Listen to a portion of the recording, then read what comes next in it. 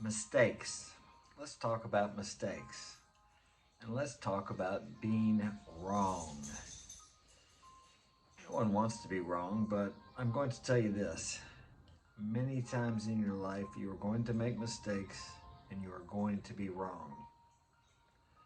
So, how do we handle that as a man when we make a mistake or we're wrong?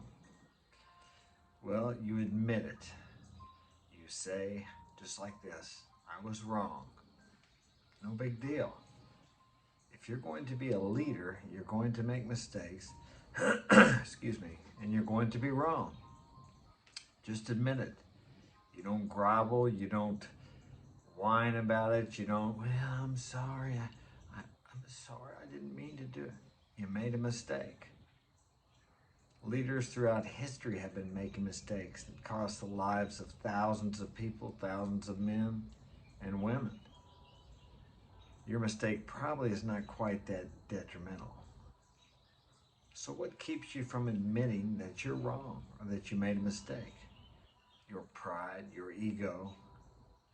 It's not going to destroy you if you say, I was wrong. Now, some people may try to rub that in your face or use that against you later on, but you don't allow them to do that. Just ignore them. If your wife or girlfriend brings it up, oh, remember you were wrong last time. Yeah, I was. Don't continue to apologize for making a mistake or being wrong. If you are a leader in a position of trust, responsibility, you do not lose respect by making mistakes. You don't lose the respect of your followers or your employees by making mistakes. You do lose respect by making mistakes and trying to cover them up or blame them on someone else, especially if you try to blame them on your employees or your followers.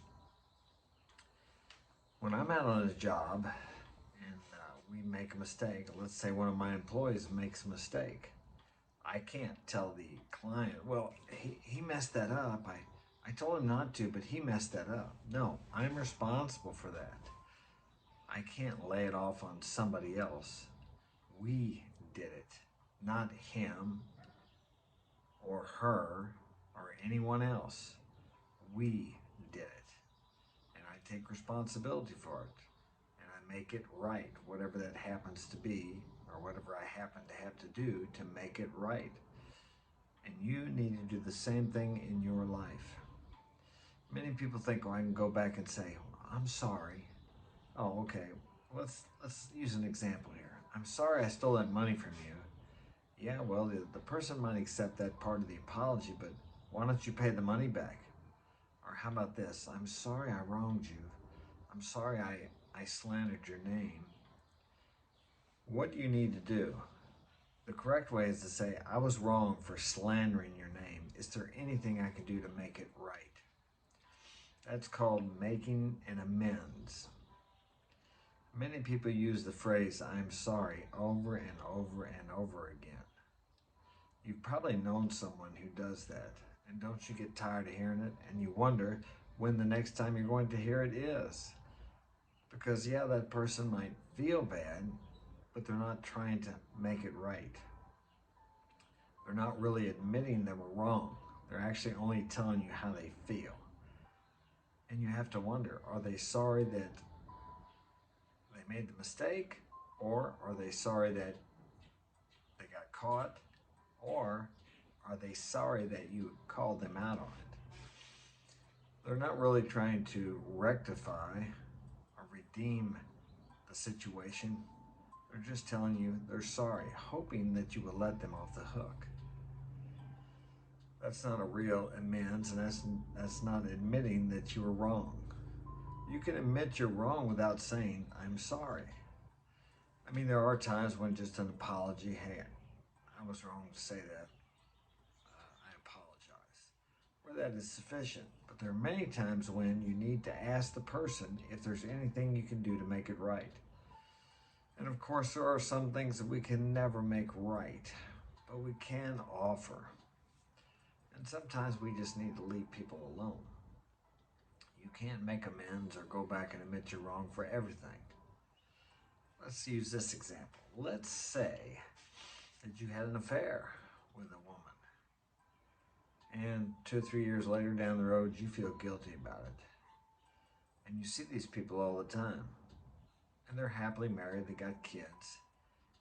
You don't need to go back there and knock on the door and say, Bill, I just want to let you know that I was wrong for having sex with your wife a couple years ago. And is there anything I can do to make it right? What's that going to do to their family? He's happily unaware that you did that.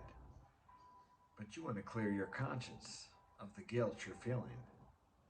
You can't do that. Well, I'm not saying you can't do it, but I wouldn't suggest that.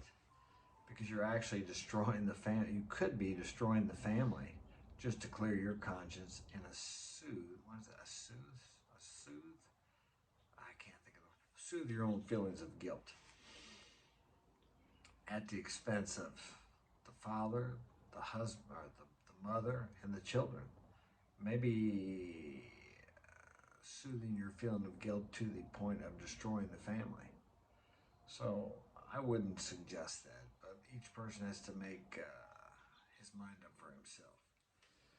So not all things can be rectified, but maybe you can make amends by not directly to those people, but by never doing that again. By realizing that, hey, how would I feel if someone slept with my wife or my fiance or my girlfriend? Although, if you get into girlfriends, it's like almost every girl has a boyfriend. And if you as a man wait till she's single, or at least until she says, I don't have anybody. And then sometimes they say they don't have a boyfriend, but at least here in the West, they have men in waiting, or just guys that they call their friends. They want to be their boyfriends, or maybe they even think they are their boyfriends, but they're not.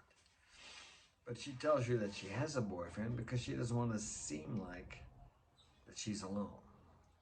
A woman always has men waiting in the wings. I rarely have met in my life a girl who is single. I met a woman once about 12 years ago, 10 years ago. When a friend of mine passed away. She was his aunt, or no, cousin I think it was. Good looking, said she'd been single for a year. Possibly, I don't know. But she possibly had a friend that maybe she visited once in a while also. But I have rarely met a good looking girl that is really single. So they always have someone. So when it comes to the boyfriend deal, I mean, if you know the man and the woman, and maybe you're even associates with them or friends with them, and you know they're going out together, that's a little different deal. You might want to watch stepping on something like that. But if you meet a random girl, you don't know her, and she says she has a boyfriend and she wants to meet you somewhere, I can't say I would advise you not to or advise you to. You just got to kind of feel that out for yourself. But remember this, if she does have a true boyfriend, you may one day be her boyfriend that she's doing the same thing too. So that's a tough one in today's society. Because, what do they call them? They have male orbiters. So I don't know, you got to just figure that one out on your own. But I definitely would advise against sleeping with someone's wife. And here's another situation we have a lot of here in the West. A woman is separated, but she's not divorced. Now, there's still a chance they may get back together. Now, if you're dating her and she has kids, which I don't advise that either, but I understand if you want to. I did it once. I married a woman that had a kid, and long story, you have to buy the book for me. See about that part of adventure in my life. But by the time usually they file for divorce, they've already got another man. And they say, the experts, whoever that is, that you should wait a year until you get into another relationship after a breakup of a long term. I don't think I've ever known a woman that's done that. So if you wait for her even to be divorced, she's already going to have somebody. But then on the other hand, if you start going out with her while she's married, there's still a chance that they may be reconciled. So do you want the karmic consequences of doing that, yeah, it's a tough game out there, guys. I'm telling you, once you get over 20 years old and get out of high school, you really got to use some discernment in these situations because remember, as I say many times, everything you put out there comes back to you. What goes around comes around, as they say. So you want to be very careful how you treat other people and how you treat other men that are in situations like that where you may want to go out with the girl that they're dating or that they like or that they're engaged to. Even if she is messing around with other or seeing other men and you know it, you still step into that what goes around comes around because you have to ask yourself, do I want this done to me? I mean, you could look at it like you're doing them a favor because is he going to end up marrying this girl who's lying to him and flirting with other men and going out with other men? You could actually be helping him to realize or see what's going on. But you just have to ask yourself, do you want to be part of that? And do you want that to come back to you? Because it will come back to you in some way, someday down the road. So always follow the golden rule, at least with men, how you treat others. Now, some of you have heard me say the golden rule I apply differently to men and women. I say treat every man the way you want to be treated, but treat women the way they want to be treated because they don't want to be treated like you do. Women do not want to be treated like men. Women want to be treated differently than you would treat another man. They respond, they react to different types of treatment. So I'm not saying treat them badly. What I am saying is treat them to what they respond favorably to what they like, what they enjoy. Men are very straightforward and direct. Women communicate more on a subliminal level. They don't, how do I say, respond very well to direct communication.